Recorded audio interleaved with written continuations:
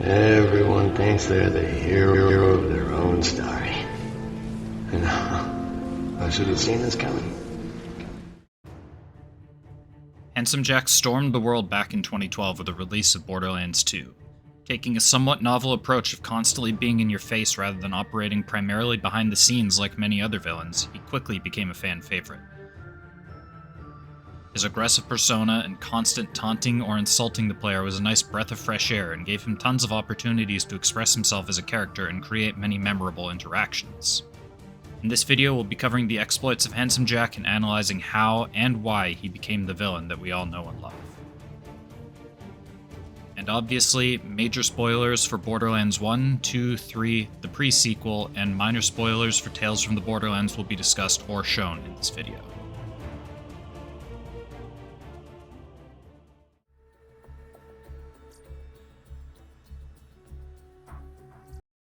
This is going to be a short section, as not a whole lot of information on Handsome Jack's childhood is given to us. We know that he was born as John, but chooses to go by Jack. His dad died when Jack was young, and then rather than raise him by herself, his mother pawned him off on his grandmother. His grandmother, however, was abusive towards Jack. He claims that he spent most of his time either coding or getting smacked around, and that he had a cat that his grandmother had drowned because he didn't make his bed. Jack left his childhood with a lot of animosity towards his grandmother, but we'll talk more about that later.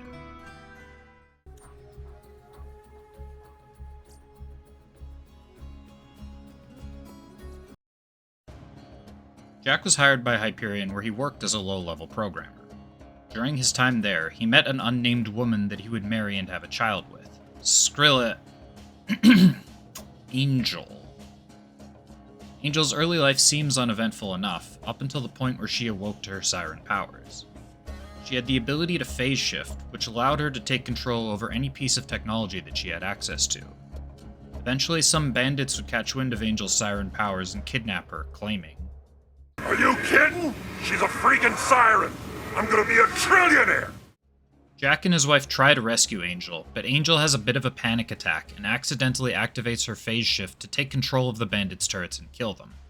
But unfortunately, her mother got caught in the crossfire. Angel's kidnapping jumpstarts Jack's lifelong hatred of bandits, which would shape his decisions from here on out. Jack becomes terrified about Angel's abilities and locks her up to protect her from the world, also to protect the world from her. In her confinement, Jack hooks her up to the Hyperion network, giving her access to every Hyperion satellite in the galaxy, which we'll return to in a moment. He eventually remarries, and when he trusts his new wife enough to tell her about Angel, she is appalled by the situation and suggests that the Angel be shut down, and leaves when he refuses to do so. Prior to the start of Borderlands, Jack becomes aware of a vault on Pandora, likely from Angel's omnipotence, and then uses Angel to help him orchestrate the events of Borderlands. He lies to the original set of Vault Hunters about there being a cache of alien weapons in it, but in reality he's just after the iridium inside so that he could turn a profit. Vault Hunters open up the vault and encounter something out of a Lovecraftian nightmare, the Destroyer. They defeat it, and an off-screen Jack recovers its eye and uses it to power a laser on the newly built Hyperion space station, Helios. He wishes to use the laser to effortlessly eliminate bandits without the loss of friendly lives. In the final cutscene of Borderlands, it is shown to the player that there's a little bit more to Angel than the Vault Hunters are aware of, as a shot of her fades to show her superimposed over a lens, and the camera then zooms out to reveal the lens belonging to a Hyperion satellite.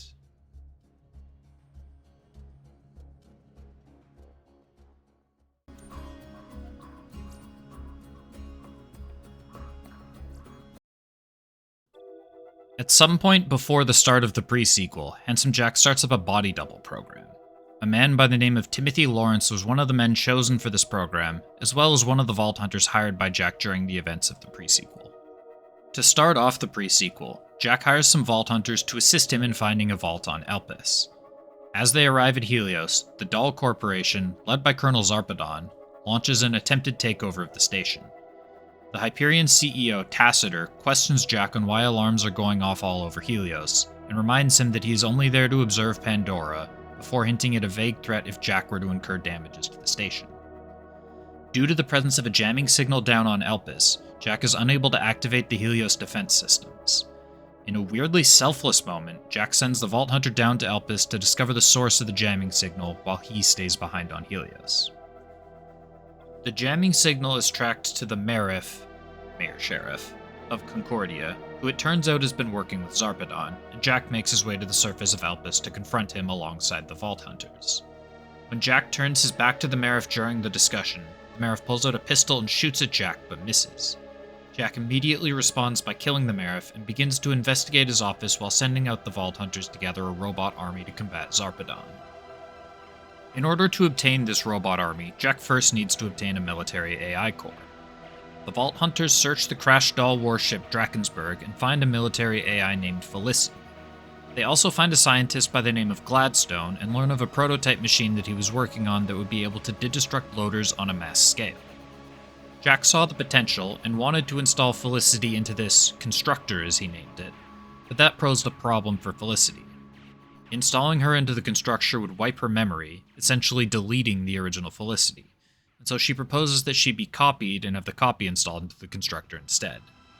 This would take a couple of days at most, she claims, but Jack deems this to be too long and orders the Vault Hunters to go ahead with installing her. With the jamming signal disabled and a robot army acquired, Jack and the Vault Hunters return to Helios to shut down its laser. While on the space station, Gladstone mentions that his team is pinned down in R&D and asks for Jack's help in rescuing them. Jack is about to dismiss them, but realizes that they can help him disable Zarpedon's defenses and allow the Vault Hunters to access the laser. After rescuing Gladstone's team, Jack questions Gladstone about why the Vault Hunters even have to go through the trouble of rescuing his team to shut down the laser, as they had already shut down the jamming signal. Gladstone offers a few suggestions as to why that might be the case, one of which being that Zarpedon might have another mole somewhere. Jack latches onto this idea and convinces himself that one of the members of Gladstone's team must be a mole. Once the scientists have disabled the defenses leading to the laser, Jack traps them in an airlock, reveals that Gladstone had suggested a mole as a possibility, and vents them out of the space station, killing them instantly. The path to the Eye of Helios is open. Get through the inner hall and open that fast travel network so I can shut her down. Roland, Lilith, you stay here, defend my office. May need to retreat here later. Sounds like a plan. Roland, he just murdered... Sounds like a plan. We'll see you when you get back. The Vault Hunters confront Zarpedon, and upon defeating her, she mentions to Jack that she has already opened the vault, and tries to warn him of its dangers, but he doesn't want to hear any of it and kills her before she can finish her thoughts. Moxie then walks him and the Vault Hunters through shutting down the Eye of Helios.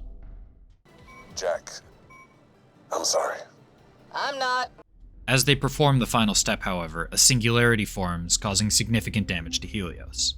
Moxie, Roland, and Lilith reveal that this was part of their plan to betray Jack. Despite this setback, Jack is still intent on making it to the vault and claiming what is inside. He and the Vault Hunters make their way to the innermost part of the vault and defeat the Empyrean Sentinel waiting within.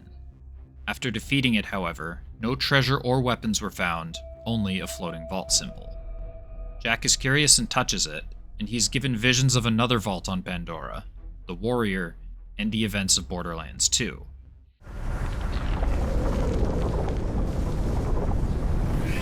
Oh my God!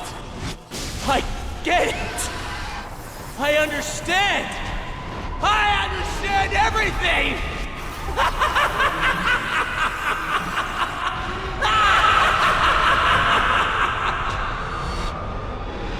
Hey, handsome. As he's experiencing his vision, Lilith phase walks into the vault, punches the floating vault symbol into Jack's face, branding it there, and then phase walks out. The final scene in the game shows Jack murdering Tacitor, the now former CEO of Hyperion, and assuming his position. In order to cover up the newly branded vault symbol, he now dons his iconic mask. Call me Jack, honey.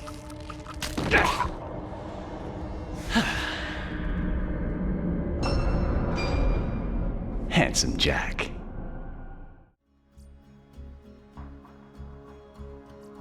Are you kidding me? I swear to God, if I ever become CEO, I'm gonna destroy every last one of those friggin' things.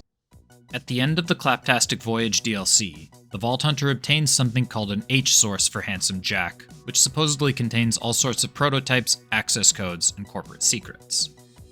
Among the various goodies found in the H-Source was a program code to eliminate any product line, which Jack immediately used to end the Claptrap line. It's so good to be the king, baby.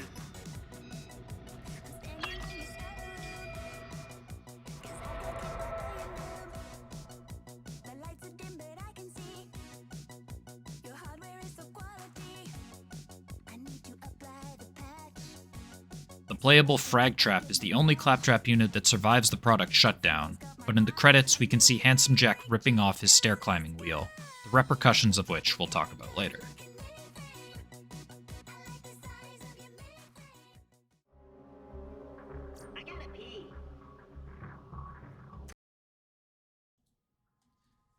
As stated in the pre-sequel section, Handsome Jack is now the new CEO of Hyperion, and has relocated a lot of their efforts into mining iridium on Pandora.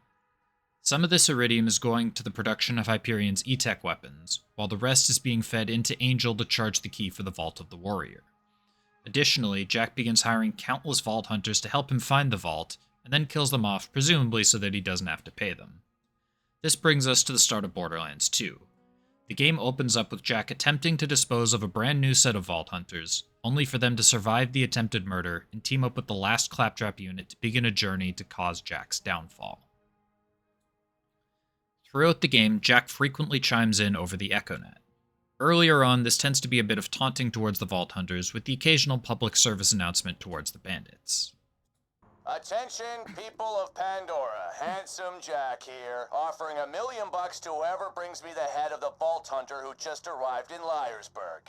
Oh, and I'm still offering a reward for Roland, the mass-murdering leader of the Crimson Raiders. Good hunting, bandits!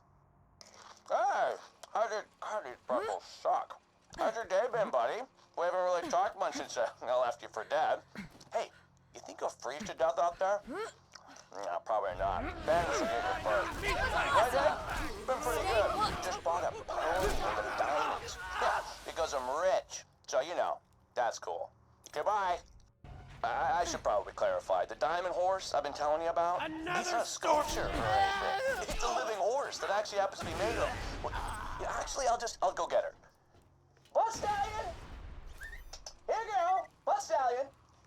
Say hello. Yeah. Blood Stallion says hello. After the Vault Hunters meet up with Lilith and rescue Roland, Roland reveals that one of his spies has gathered intel on Jack's plans for the Vault. He mentions that the Vault isn't some alien prison or a cache of weapons, but rather an ancient Iridian warrior, and whoever opens the Vault will get to control it. But Jack has a huge head start. He's already got the key, and Hyperion's drilling operations have been supplying him with enough iridium to charge it. Mordecai, however, has some intel. He claims that there's a Hyperion train coming by soon that might have the Vault key on it, but this train was actually a trap set by Handsome Jack. Angel mentions that if Jack really wanted to protect the Vault key, it wouldn't be on a train, it'd be guarded by one of the Vault Hunters from the pre-sequel, Wilhelm. As the Vault Hunters approach the train, Wilhelm leaps out of the ground to attack them. After defeating Wilhelm, the Vault Hunters are disappointed to not see the Vault key, but they do find a power core on Wilhelm's corpse that Roland guesses could power Sanctuary's shields indefinitely. This is where Handsome Jack's trap comes in. Once the power core is installed into Sanctuary, Jack has Angel disable Sanctuary's shields and reveal that she has been working for him the whole time. Lilith is forced to teleport Sanctuary away, but the Vault Hunter is left behind. Despite her betrayal, Angel still attempts to communicate with the Vault Hunter to help them get back to Sanctuary. She reveals that the Vault 5 years ago was a setup by Handsome Jack so that he could get his hands on the iridium inside, and tells the Vault Hunter that she is sick of manipulating people, and if they want any hope of stopping Jack, they need to trust her because she has the Vault key with her. Once the Vault Hunter makes it back to Sanctuary, Angel informs them of the security measures that Handsome Jack has implemented to safeguard her. A barrier that will destroy any non-Hyperion entity passing through it, a defense bunker with the most high-tech weaponry Hyperion can afford, and a door that will only open for Handsome Jack. In order to get past the first hurdle, Claptrap needs a software upgrade. Mordecai has the data to provide the upgrade, but unfortunately the data is on a chip on Bloodwing's collar, and she has been captured by Hyperion. After locating her in the Wildlife Exploitation Preserve, Jack reveals that he had been performing iridium experiments on Bloodwing, and sends her to attack the Vault Hunters. Due to the experiments, Bloodwing has the powers of all of the elements. Jack specifically calls out fire, electricity, corrosive, and slag during the fight, but he conveniently forgets what the final element is. When Bloodwing is defeated and tranquilized by Mordecai, he remembers the final element. Oh, now I remember. Explosive! And detonates Bloodwing, killing her and taunting the Vault Hunters. That is why you don't screw with me. You and your little friend Mordecai turn yourselves in, or that dumbass bird is just the beginning.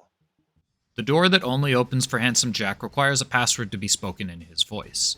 Angel is able to provide the Vault Hunter with the password, but they'll still need to sound like Handsome Jack in order to get in. In order to do this, they obtain a voice modulator from a Handsome Jack body double in the dystopian city of Opportunity, and we'll talk a bit more about that city later. The defense bunker is revealed to not be a place, but the greatest defense spot ever built. The Vault Hunters gain the assistance of the Slabs, led by Brick from the first game, to help them overcome that hurdle. Consider this your final warning. No, consider this my final warning. Turn around and I promise I'll make it quick.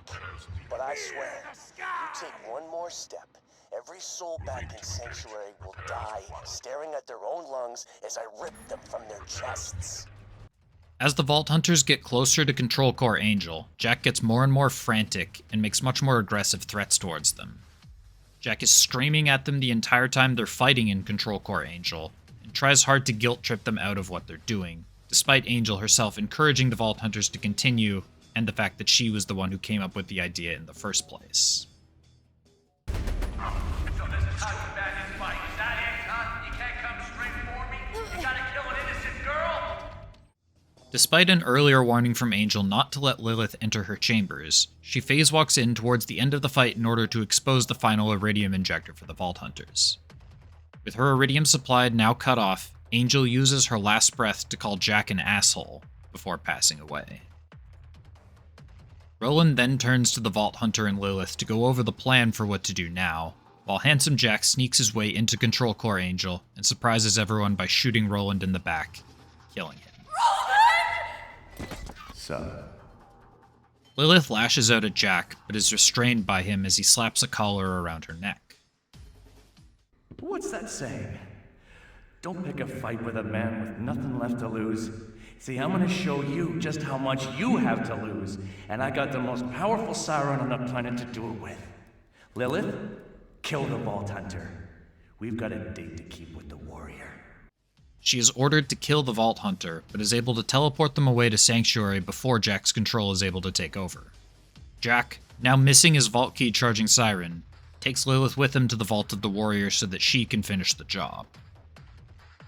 Claptrap escorts the Vault Hunter to the Iridium Blight and unlocks a Hyperion door blocking access to Hero's Pass and the Vault of the Warrior. But Jack has one final trap laying in wait.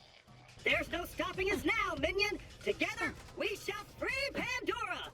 I will lead you into battle! I will destroy Handsome Jack with my bare hands! I will... Stairs? No!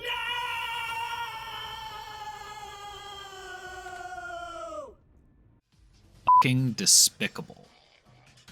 After clearing their way past some more Hyperion soldiers and robots, the Vault Hunter makes it to the Vault of the Warrior for a final confrontation.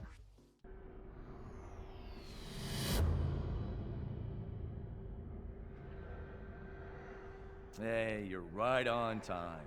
Key's nearly ready. But before I cleanse this planet for good, I'm gonna avenge my daughter. Jack challenges the Vault Hunter personally, but he is outmatched. Just as the Vault Hunter defeats Jack, Lilith finishes charging the Vault Key. Before he is finished off, Jack manages to open the vault and summon the warrior. The greatest alien power Pandora has ever seen. And it's mine to control! After a hard-fought battle versus the warrior, the Vault Hunter bests it and calls down a laser from Helios to finish it off before turning attention towards Jack. Completely backed into a corner, he lashes out at Lilith and the Vault Hunter, screaming about how he was so close now the warrior could have turned Pandora into a paradise, free from bandits, free from dangerous monsters, and lamenting about how the Vault Hunter was able to kill his warrior. The player is then given one final option: kill Handsome Jack themselves, or let Lilith finish the job.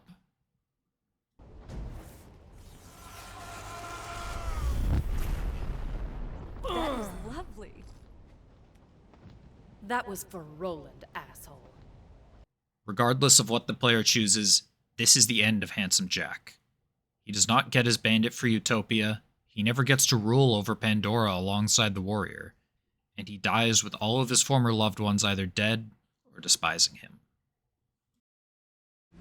Ever since I came to this nacho-flavored shithole of a planet, I've been betrayed by everybody I gave a rat's ass about. My boss, my girlfriend, hell, my goddamn daughter.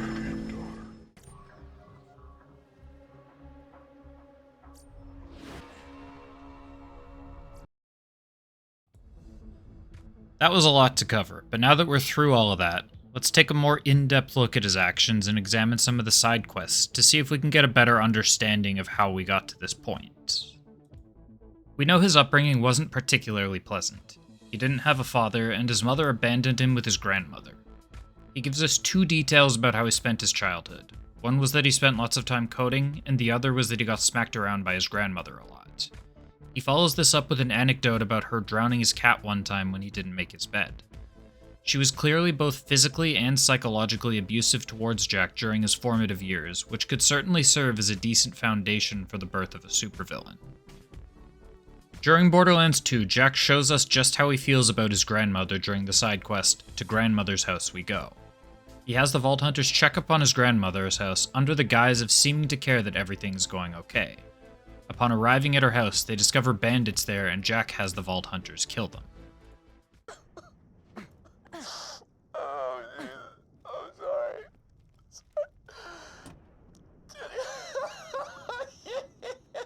Thank God. I was so worried you'd killed those bandits before they could murder old Gran. And you know what? Now I don't even have to pay him, so thanks, loser.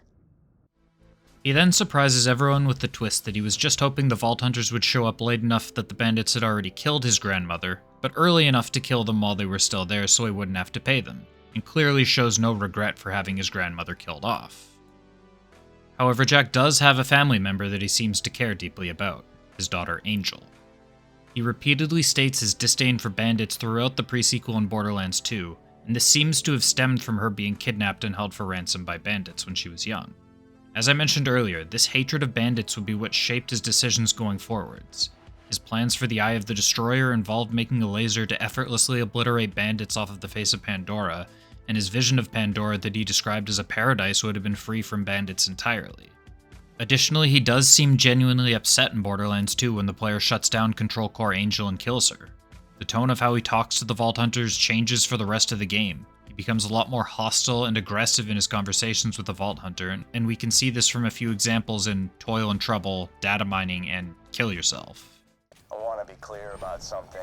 This isn't about Pandora. Stay still. It's about you.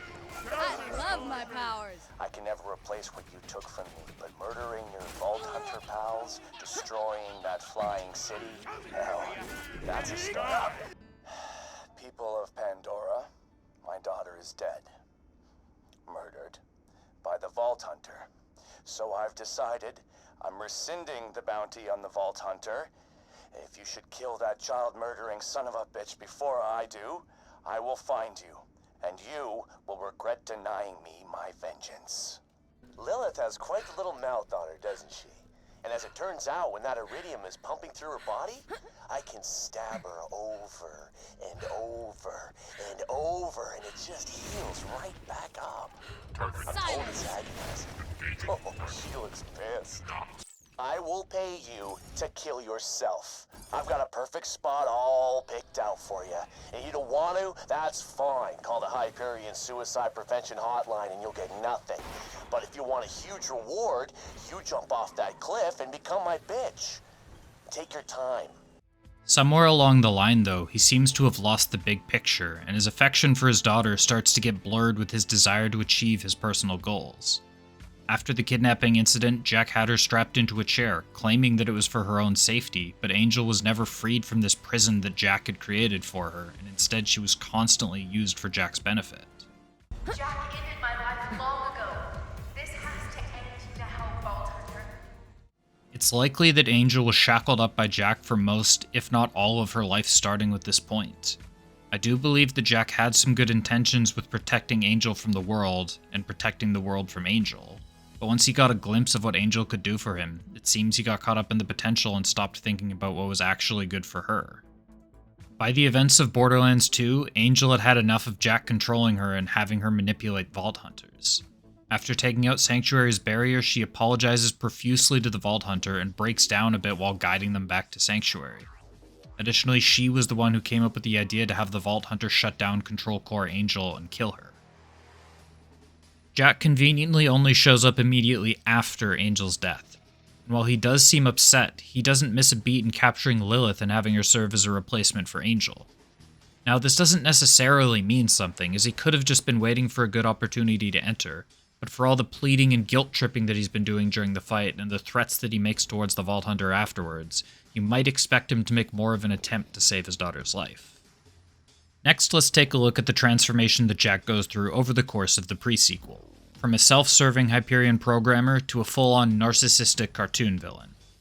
Towards the end of the pre-sequel, he acts like the handsome Jack that we all know from Borderlands 2, but at the start he seems a lot more normal. One of the first things that happens in the game is Jack sending the Vault Hunter to Elpis while he stays behind during Dahl's attempted takeover of Helios, which baffles both Lilith and Brick since that didn't match up at all with the image of Jack that they knew. Your story is making handsome Jack kind of sympathetic. I hate it. In my opinion, the big change in Jack's personality comes during the confrontation with the Marif. Jack intends to let the Marif live originally, but the Marif shoots and misses Jack when he turns his back. In response, Jack pulls out his own gun and then shoots and kills the Marif himself. I was gonna let you live, you dumb bastard! What is wrong with you? Oh, that was invigorating. Okay, yeah. Notice how he describes the feeling of killing a man as invigorating. This is the first time we see Jack kill someone outside of the Helios invasion, where it was purely out of self-defense. When talking about the events of Borderlands, Angel describes Jack as a coward who is too scared to open the vault himself, but starting with this point, Jack's actions start growing bolder and bolder. Shoot me in the back once, shame on you. Shoot me in the back twice. For what it's worth, I am really sorry. Before the game ends, he'd kill again, and numerous people this time. When Gladstone offers the idea that Zarpedon could have another mole on Helios, amongst other ideas, Jack fixates on the mole idea and disregards all of these other possibilities. Once the R&D team had served their purpose and disabled Helios' defenses, he has them ejected into space off of one random suggestion by Gladstone out of many. We never actually learned the truth of how Zarpedon was able to maintain control over Helios' defenses, so there is the possibility that Jack accidentally made the correct decision, but he still acted rashly without any real information to back up his actions. He completes his transformation into a supervillain in the final cutscene of the pre-sequel, where we see him murdering Tacitor and assuming his role as the new CEO of Hyperion. Handsome Jack carries this full-fledged psychotic personality with him into Borderlands 2, where we learn about several people that he killed after taking over Hyperion, often in quite horrific ways. Okay, how about this? Lady, I don't even know what to call you. You tell me why you look like you headbutted a belt sander, and I'll let all you go right now. That is a heartbreaker. But you got something in common with him now, at least. Example, this one guy in New Haven, right? City's burning, people are dying left and right, yada, yada, yada. This jackal rushes me with a spoon. A freaking spoon, and I'm dying laughing, right? So I scoop out his stupid little eyeballs with it, and his kids are all, wah! And I Calm down. He can't see where he's going. He's bumping into stuff, and anyway, I don't know. Maybe he had to be there. The moral is, you're a total bitch. Jimmy, please make a note. I'm strangling Mr. Morin for bringing up my wife. Choked?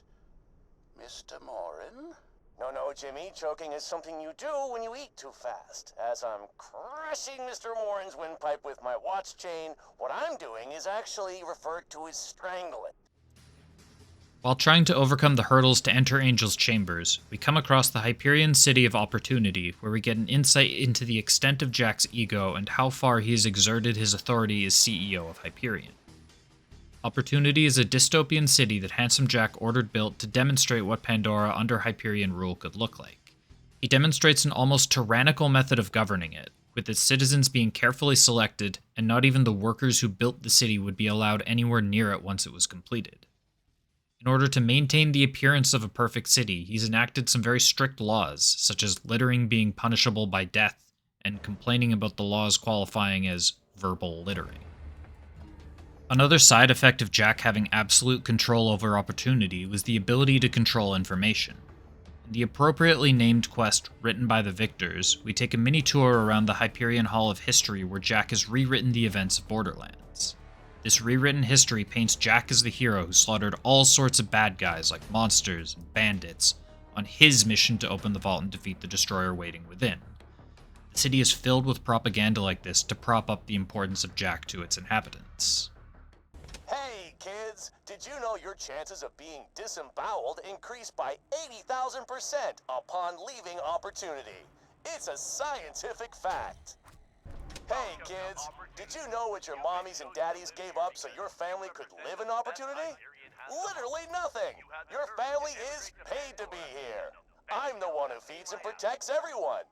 Remember, we should all love our parents, but love me more. Today, Jack, now the owner of the Hyperion Corporation, has dedicated his life to bringing bandit scum to And now a reading of this week's construction casualties. One word to describe Hartnell, Jack W. has become Trouton, P. Pandora. Pertwee, J. Baker, T. Now a moment of silence. The last man that they appointed to protect the Republic was named Caesar, and he never gave up his power. Okay, fine. You either die a hero, or you live long enough to see yourself become the villain. When talking about villains with heroic intentions, this quote from The Dark Knight is likely one of the first to pop into many people's heads. A modern take on a quote by Nietzsche, "He who fights monsters should see to it that he himself does not become a monster, and if you gaze for too long into an abyss, the abyss gazes also into you." Harvey Dent speaks it while talking about Caesar and his refusal to give up power, while simultaneously foreshadowing his own transformation into Two-Face by the end of the film. However, unlike Dent, Jack never sees himself become the villain, and throughout his story he constantly believes himself to be the hero, even in his dying breath. Hunt a vault, be a hero. Besides, I'm a hero, baby. Self-sacrifice is part of the job. Let's be heroes. I need some heroes! I've been watching you, Jack. And behind that smile, behind that hero complex, there's something wrong about you.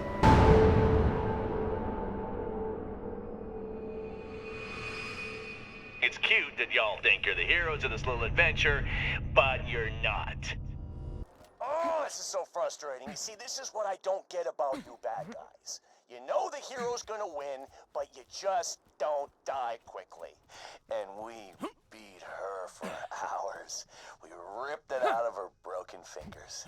But we let her live because that's what heroes do. They show mercy. This is leadership. This is being a goddamn hero. Everything you're not. No, I can't die like this. Not when I'm so close. And not at the hands of a filthy bandit!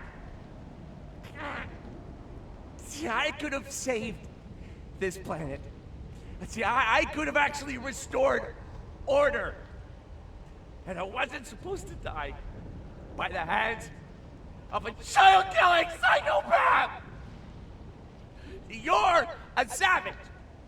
You're a maniac! You're a bandit! And I am the goddamn hero!